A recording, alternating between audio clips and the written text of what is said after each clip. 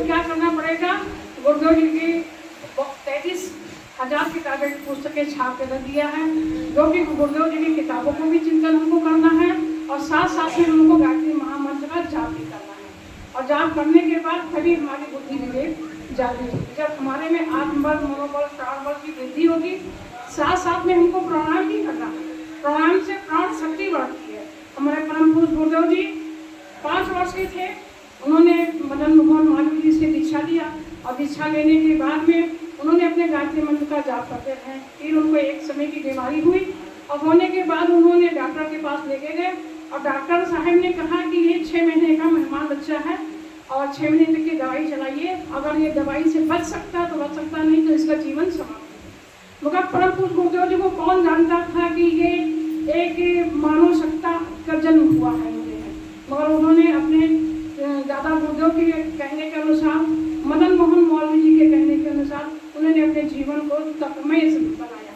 तपमय बनाने के बाद में उन्होंने प्राणायाम की मुद्रा, प्राणायाम की क्रियाकलापों को उन्होंने बढ़ाने के बाद अपने जीवन को सार्थक बनाया।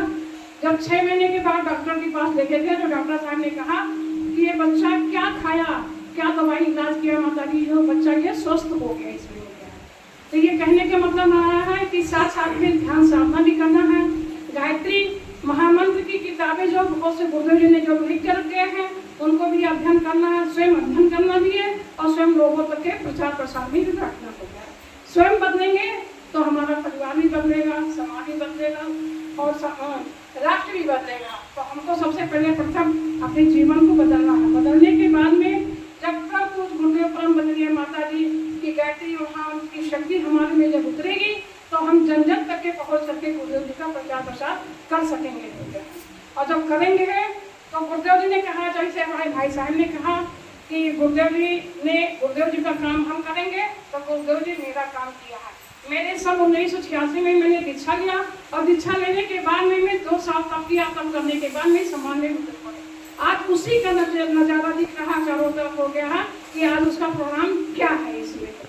तो बहनों और भाइयों, आपसे यही प्रार्थना है कि अपने जीवन को संभालना है और गुरु के चरणों में समर्पित होना है।